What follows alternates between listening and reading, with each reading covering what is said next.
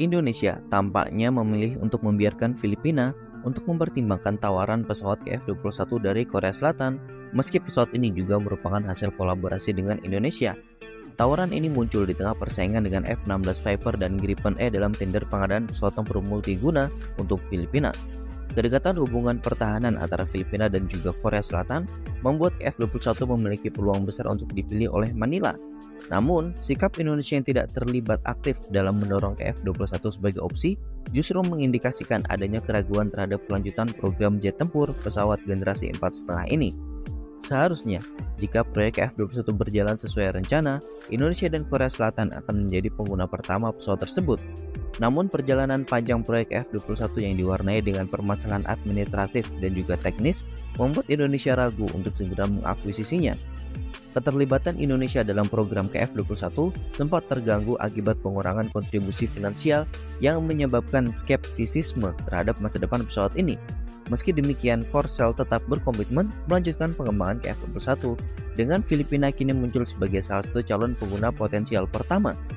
Hubungan erat Filipina dan Korea Selatan dalam bidang pertahanan dapat memperkuat peluang F-21 di pasar Filipina. Korea Selatan sudah lama menjadi pemasok alutsista penting bagi Filipina, termasuk kapal perang dan juga sistem persenjataan.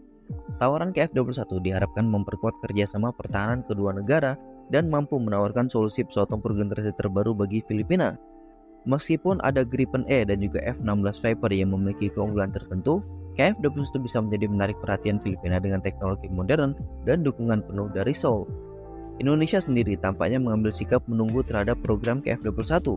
Pemerintah ingin melihat bagaimana pesawat ini beraksi di medan tempur yang nyata sebelum memutuskan untuk mengakuisisinya. Skeptisisme terhadap program ini tidak hanya bersifat administratif tetapi juga teknis, di mana masih ada kekhawatiran apakah F-21 mampu memenuhi ekspektasi sebagai jet tempur canggih. Dengan mengamati terlebih dahulu performa F-21 di Filipina, Indonesia dapat lebih bijak dalam menentukan langkah selanjutnya dalam program ini. Keputusan Indonesia untuk tidak segera mengakuisisi F-21 menunjukkan pendekatan yang hati-hati dalam menghadapi program ini.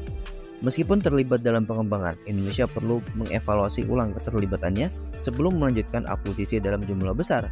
Keleluasaan yang diberikan kepada Korea Selatan untuk menawarkan pesawat ini kepada Filipina mencerminkan pragmatisme oleh Indonesia. Sikap skeptis Indonesia ini bisa menjadi keuntungan bagi Korea Selatan yang lebih bebas mempromosikan F-21 ke negara lain. Filipina dengan dukungan kuat dari Korsel memiliki kans besar menjadi pengguna pertama F-21, sementara Indonesia lebih memilih untuk mengamati lebih dulu dari kejauhan. Jika F-21 terbukti sukses di medan perang, hal ini mungkin akan meyakinkan Indonesia untuk kembali meningkatkan keterlibatannya dalam program dan mempertimbangkan akuisisi pesawat tersebut di masa depan. Nah, bagaimana menurut kalian?